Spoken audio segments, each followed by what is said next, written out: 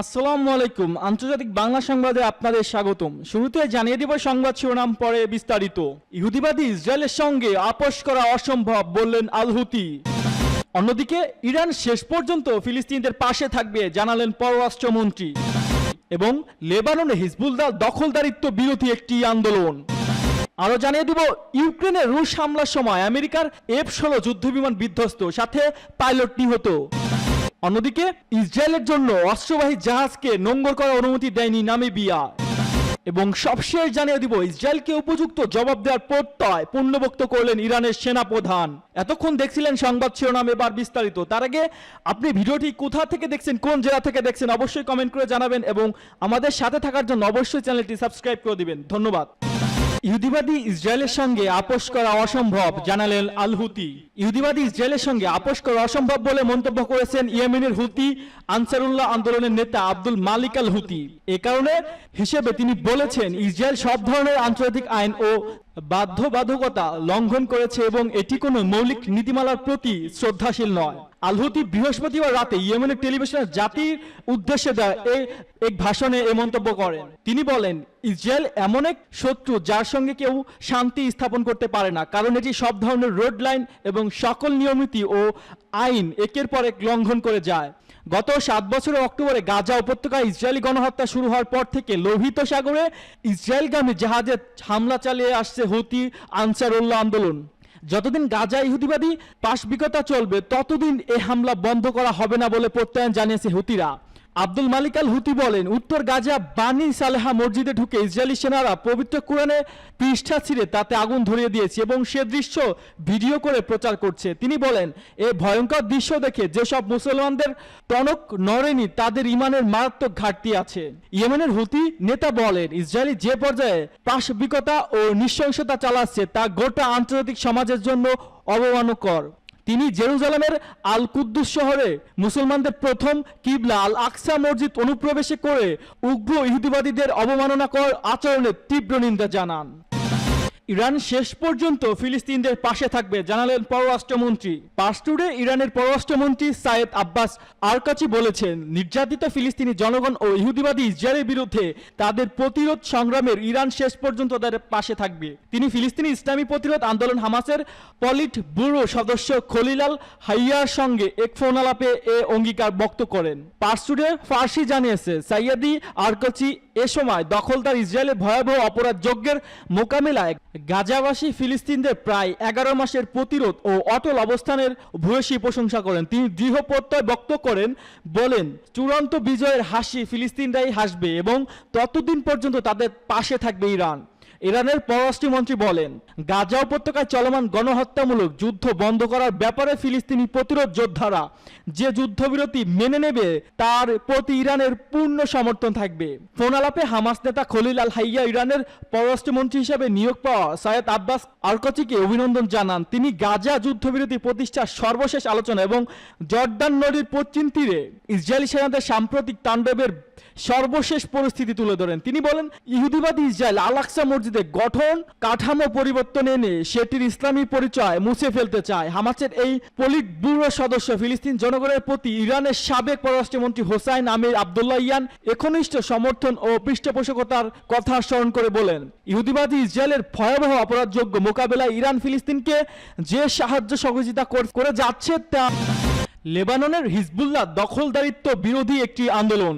Pars Today ভিয়েনায় Austrian পররাষ্ট্র মন্ত্রণালয় ইরানের রাষ্ট্রদূতকে তলব করার পর তেহরান নিযুক্ত অস্ট্রিয়ান রাষ্ট্রদূতকে তলব করল ইরানের পররাষ্ট্র মন্ত্রণালয়। ইরানের পররাষ্ট্র মন্ত্রণালয়ে পশ্চিম ইউরোপীয় মহাপরিচালক তেহরান অস্ট্রিয়ান রাষ্ট্রদূত উলফ ডিচিট হেমেনকে তলব করেছে। তাকে ডেকে বলা হয়েছে, লেবাননে হিজবুল্লাহ একটি স্বাধীনতা ও মুক্তিগামী আন্দোলন, একই সঙ্গে হিজবুল্লাহ দখলদারিত্ব বিরোধী একটি প্রতিরোধ আন্দোলন। লেবাননের রাজনৈতিক কাঠামোতে হিজবুল্লাহ সক্রিয় ও কার্যকর ভূমিকা রয়েছে, এমনকি লেবাননের সরকার ও সংসদে তাদের আনুষ্ঠানিক উপস্থিত রয়েছে। পার্সটুডেতে আরও জানায়, ইরানের পররাষ্ট্র মন্ত্রণালয়ে পশ্চিম ইউরোপের মহাপরিচালক অস্ট্রিয়া পররাষ্ট্র মন্ত্রণালয়ের পদক্ষেপের তীব্র প্রতিবাদ জানিয়েছে। তিনি বলেছেন, এই প্রশ্নবোধ পদক্ষেপটি এই অঞ্চলের বাস্তবতা এবং উভয় দেশের মধ্যে সম্পর্কের পরিপন্থী। ভিয়েনায় ইরানের রাষ্ট্রদূত আব্বাস বাকিরিপুর তার এক্স অ্যাকাউন্টে আইডিতে তালেবানের হিজবুল্লাহর পতাকা ব্যবহার করা অজুহাতে অস্ট্রিয়ান পররাষ্ট্র মন্ত্রণালয় তাকে তলব করা হয়। অস্ট্রিয়ান পররাষ্ট্র মন্ত্রণালয়ে অজুহাতকামী বিবৃতিতে বলা হয়েছে তাদের দেশে হিজবুল্লাহর প্রতীক ব্যবহার করা নিষেধ। ইউক্রেনে রুশ হামলার সময় আমেরিকার F-16 যুদ্ধবিমান বিধ্বস্ত, পাইলট নিহত। রাশিয়ার ক্ষেপণাস্ত্র হামলায় ইউক্রেনের রাজধানী কিয়েভে মার্কিন যুক্তরাষ্ট্রের অত্যাধুনিক F-16 বিমান বিধ্বস্ত হয়েছে। এতে যুদ্ধবিমানটির পাইলট ওলেক্সি মেস নিহত হয়েছেন। ব্রিটিশ বার্তা সংস্থা বিবিসি জানিয়েছে ইউক্রেনের হামলা বদলা দিতে গত সোমবার কিয়েভ ভয়াবহ হামলা চালায় রাশিয়া এক ড্রোন। ওদিকে রুশ সেনাবাহিনী ক্ষেপণাস্ত্র হামলায় ভেঙে পড়ে F-16 যুদ্ধ বিমান, প্রাণ হারায় যুদ্ধ বিমানটির পাইলট। গতকাল ঘটনাটি স্বীকার করেছেন ইউক্রেনের সেনাবাহিনী। সামাজিক যোগাযোগ মাধ্যমে দেয়া এক বিবৃতিতে ইউক্রেনের বিমান বাহিনী লিখেছে, ওলেক্সি ভয়াবহ রুশ ক্ষেপণাস্ত্র হামলা থেকে ইউক্রেনীয়দের রক্ষা করেছে দুর্ভাগ্যজনকভাবে নিজের জীবনের বিনিময়ে। এ মাসের শুরুর দিকে F-16 বিমানের একটি চালক ইউক্রেনে এসে পৌঁছেছে। বিমানগুলো এই প্রথমবারের মতো বিধ্বস্ত হলো। গত 4 আগস্ট ইউক্রেনের প্রেসিডেন্ট ভ্লাদিমির জেলেনস্কি বলেছিলেন F-16 চালানোর মতো প্রশিক্ষণপ্রাপ্ত পর্যাপ্ত পাইলট তাদের নেই। রাশিয়ান অভ্যন্তরে আরও দূরের লক্ষ্যবস্তুতে আঘাত হানার জন্য পশ্চিম মিত্র দেশগুলোর কাছে এ সপ্তাহে দূরপাল্লার ক্ষেপণাস্ত্র ব্যবহারের অনুমতি চেয়েছে ইউক্রেন। নেদারল্যান্ডসের প্রতিরক্ষা প্রধান অটো ইচেলশেম নিশ্চিত করেছে নেদারল্যান্ডস ইউক্রেনকে 24টি F-16 বিমান দেবে। এছাড়া আরও বিভিন্ন রকম অস্ত্র সরবরাহ করতে পারে। মানবিক আইনবাদে এ ধরনের যুদ্ধবিমান ব্যবহারে কোনো বাধা থাকবে না। এর অর্থ হলো রুশ ভূখণ্ডের ভেতরে আরও বড় হামলা চালাতে পারবে ইউক্রেন। ইসরায়েলের জন্য অস্ত্রবাহী জাহাজকে নোঙর করার অনুমতি দেয়নি নামিবিয়া। ইহুদিবাদী ইসরায়েলের জন্য অস্ত্রশস্ত্র ও গোলাবারুদ ভর্তি একটি জাহাজকে নিজের উপকূলে নোঙর করতে দেয়নি অস্বীকার করেছে আফ্রিকার দেশ নামিবিয়া। গাজা উপত্যকার বিরুদ্ধে চলমান গণহত্যা এসব গোলাবারুদ ব্যবহার হতে পারে বলে আশঙ্কা থাকায় নামিবিয়া এ পদক্ষেপ নিয়েছে বলে জানা গেছে।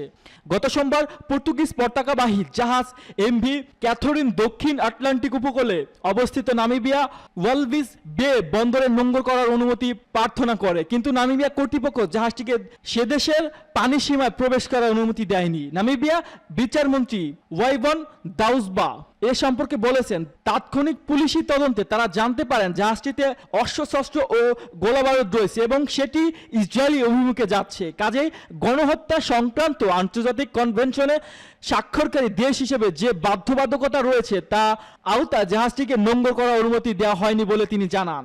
নামিবিয়ার এই নারী মন্ত্রী আরো বলেন, গাজা উপত্যকা যে যুদ্ধাপরাধ, মানববিরোধ অপরাধ ও গণহত্যা এবং সর্বোপরি ফিলিস্তিনি ভূখণ্ডের উপর যে দখলদারিত্ব চলছে তাকে সমর্থন বা তার সহযোগীকে পরিণত হতে পারে না তার দেশ। গাজা উপত্যকায় গত প্রায় 10 মাসে ধরে ভয়াবহ গণহত্যা চালাচ্ছে ইহুদিবাদী ইসরায়েল। আমেরিকা সহ গোটা পশ্চিম বিশ্বে এই গণহত্যা চালছে।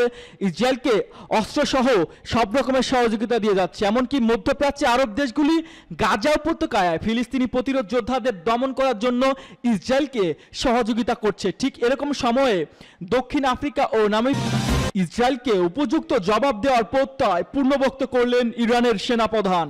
ইরানের রাজধানী তেহরানে হামাস নেতা ইসমাইল হানিয়াকে হত্যা করার অপরাধে ইহুদিবাদী ইসরায়েলকে উপযুক্ত জবাব দেওয়ার প্রত্যয় পূর্ণবক্ত করেছেন ইরানের সশস্ত্র বাহিনীর chief of staff major general Mohammad Bagheri. তিনি বুধবার তেহরানে এক বক্তব্যে এ প্রত্যয়ন জানান। গত 31শে জুলাই ইরানের রাজধানী তেহরানে একটি গেস্ট হাউসে ইহুদিবাদী ইসরায়েল নিজের গুপ্তচরদের মাধ্যমে হামাস নেতা ইসমাইল হানিয়াকে হত্যা করে। জাতিসংঘ নিরাপত্তা পরিষদে ওই হত্যাকাণ্ডের ব্যাপারে কোনো ব্যবস্থা নিতে ব্যর্থ হওয়ার পর ইরান তেল আবিবকে কঠোর শাস্তি দেওয়ার হুমকি দিয়েছে। জেনারেল বাকিরি বলেন, ইহুদিবাদী ইসরায়েল বর্তমানে চরম নিরাপত্তাহীন পরিস্থিতির মধ্যে রয়েছে এবং নিজের ধ্বংস ঠেকানোর জন্য যে কোনো ধরনের পাশবিকতা চালাতে প্রস্তুত রয়েছে।